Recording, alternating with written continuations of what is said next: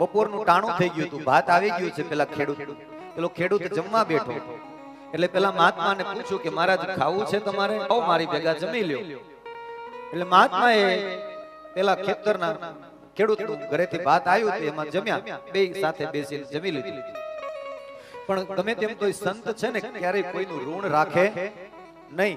એટલે સંતે એમ પૂછ્યું કે અમે તારા ઘરનું અનાજ ખાધું છે, એટલે તારું કઈક કલ્યાણ કરવાની ઈચ્છા છે, જો તું એકાદી ટેક લે ને તો મને સંતોષ થાય કે મેં તને કઈક ટેક આપી.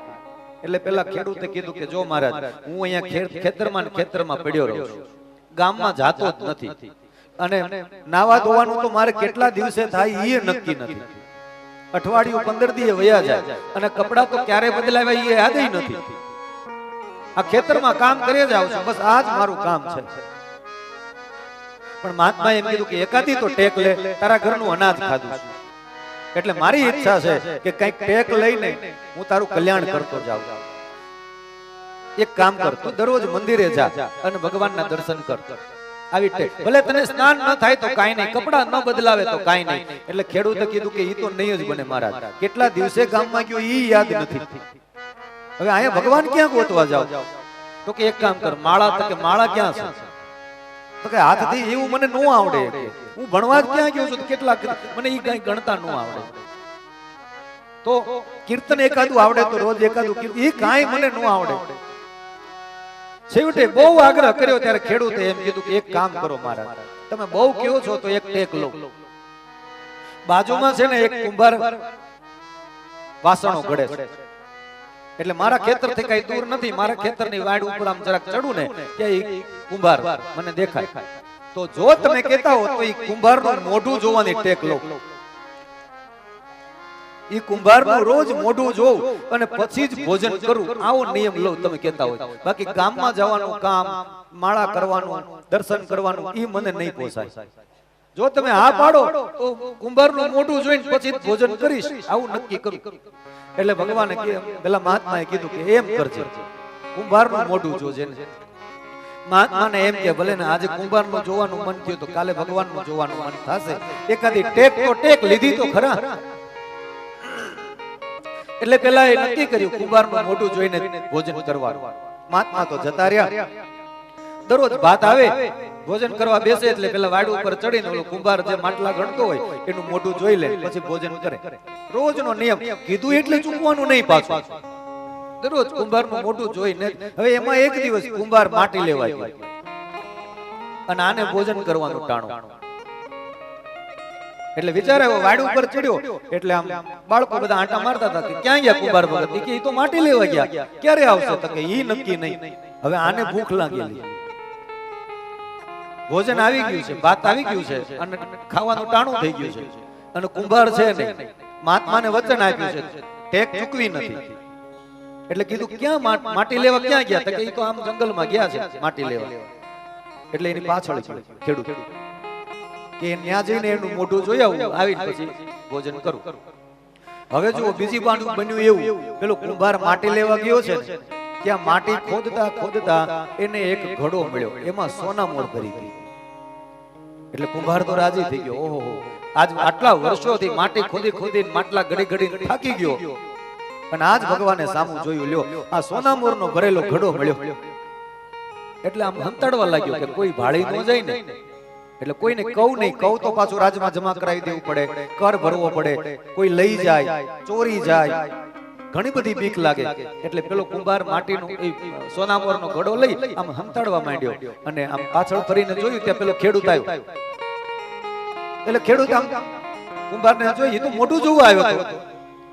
આમ કુંભારનું મોઢું જોઈને તરત હાલતો થયો, એ કે જોઈ લીધું, એ કે જોઈ લીધું. એટલે કુંભાર એમ થયું કે આ માટીનો ઘડો, આ સોનામોરનો ઘડો જોઈ ગયો. એટલે કીધું કે ઉભો રે ભાઈ, ના ના, એ કે જોઈ લીધું, બસ પતી ગયું હવે. અરે પણ ઘડીક ઉભો તો રહે, દોડીને પકડ્યો પેલા ખેડૂતને. એ કે ઘડીક તો ઉભો રે, કોઈને કહેતો નહીં. કેમ? આપણે બેન અડધું. એટલે ખેડૂતને એમ થયું કે આ હું અડધું વાત કરે. એટલે સીધો પેલા ઘડો કાઢ્યો કે લે આપણું બેન અડધું, કોઈને કહેતો નહીં, તું જોઈ ગયો છો ને બીજા કોઈને ખબર નથી, આપણે બે અડધું લઈ લે. ઈ અડધો ઘડો કુંભારે લીધો સોનામોરનો, અડધો ઘડો પેલા ખેડૂતે લીધો, લઈને આવ્યો ખેતરમાં. ભોજન કરવા બેસતો તો ત્યાં વિચાર આવ્યો કે માટીના માટલા ઘડનાર આ કુંભારનું મોઢું જોવાની ટેક લીધી, એમાં અડધો ઘડો મળ્યો. આ માનવીના માટીના વાસણ જેને બનાવ્યા એનું મોઢું જોવાની ટેક લઉં તો આખો ન મળે. આ માટીના વાસણો જેને ઘડ્યા એનું મોઢું જોવાનું ટેક લીધી તો કેટલું મળ્યું? એમ મેરે ભાઈ બહેન, કોઈ પણ જીવનમાં એક ટેક નક્કી કરો. તમારા જીવનમાં તમારા પરિવારની સાથે બેસી હરિભજન કરો. યાદ રાખજો, હું વારંવાર કથામાં કહું કે તમારા પરિવારની સાથે બેસી ભજન કરો. આખો પરિવાર સાથે મળીને ભજન કરે ને ભગવાનને બહુ ગમે. એમાંય પતિ પત્ની સાથે બેસીને ભગવાનનું ભજન કરે એ તો ભગવાનને બહુ ગમે.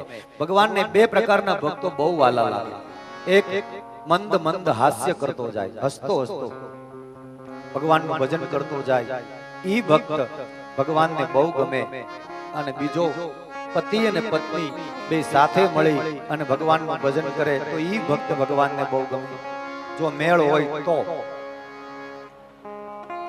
ઈ પેલા જોવું પડે ને, નો મેળ હોય તો પાછો તકલીફ વાળું. પણ મને કહેવા દો કે તમારો મેળ નહીં હોય ને તોય તમારો મેળ થઈ જશે. તમે જો આ તબલું છે ને, તબલું એને મેળવવું પડે ને, ચડી જાય ઉતરી જાય તો હથોડી મારે ને તબલસી, તો એનો મેળ વિખાઈ જાય એટલે એનો મેળ કરવો પડે. હાર્મોનિયમના સૂર વિખાઈ જાય ને તો એને ટ્યુનિંગ કરાવવા પડે. બેન્જાના તાર વિખાઈ જાય તો એને મેળ કરવો પડે. શું કામ? એ બધાના મેળ વિખાઈ ગયા. કેમ? તો કે એ બધા જ્યાં જ્યાં ભટક્યા કર્યા, એક ઠેકાણે રહ્યા જ નહીં. પણ તમે જુઓ મંદિરમાં જાઓ ને તો પૂજારી હાથમાં ટંકોરી હોય, કોઈ દી મેળ વિખાણો ગમે તે રીતે વગાડે તો એ મેળમાં જ વાગે, તાલમાં ને સુરમાં જ વાગે. ઝાલર મેળમાં જ વાગે, નગારા ઉપર દાંડી પડે તો મેળમાં જ વાગે. ઘંટનાદ થાય એને કોઈ દી મેળવવા નથી પડતા. શું કામ? તો કે એનો મેળ કોઈ દી વિખાણો જ નહીં. એને હસતા હસતા નાચતા નાચતા કિલોલ કરતા ભગવાનનું શરણું લઈ લીધું એટલે એના મેળ વિખાણા નહીં. અને આ બધા વિખાઈ ગયા. એટલે તમારે નક્કી કરવાનું સાહેબ કે પતિ અને પત્નીએ સાથે મળી અને ભગવાનનું ભજન કરવાનું. તમારા મેળ વિખાઈ ગયા હોય ને તો એની મેળાય મેળ થઈ જશે. મેં ગઈકાલે તમને કહ્યું હતું દરરોજ કથામાં એક નવું સૂત્ર તમને આપીશ. ગઈકાલે મેં સૂત્ર આપ્યું હતું આનંદ હોય ત્યાં પરમાનંદ આવે. બીજું સૂત્ર આપ્યું હતું સલાહ નહીં સહકાર આપો. આજે ત્રીજું સૂત્ર આપું, સમય અને સમજણ સાથે ક્યારેય નથી આવવાનું. રાજાની પાસે હવે સમજણ તો આવી ગઈ પણ સમય ચાલ્યો ગયો છે. સમય આવશે ત્યારે સમજણ નહીં હોય અને સમજણ આવશે તો સમય હાથમાંથી ચાલ્યો ગયો હશે. માટે આવેલી તક ચૂકાઈ ન જાય એનું ધ્યાન રાખજો. તમે નાના હશો ત્યારે એવો વિચાર આવતો હશે કે જલ્દી મોટા થઈ જાય તો કેવું સારું. નથી આપણને નાના બાળકો ઘણા કહેતા કે અમારે જલ્દી મોટા થઈ જવું છે, અમારે જલ્દી મોટા થઈ જવું છે. એમ આપણને એવું લાગતું હતું કે આપણે જલ્દી મોટા થઈ જાય તો કેવું સારું.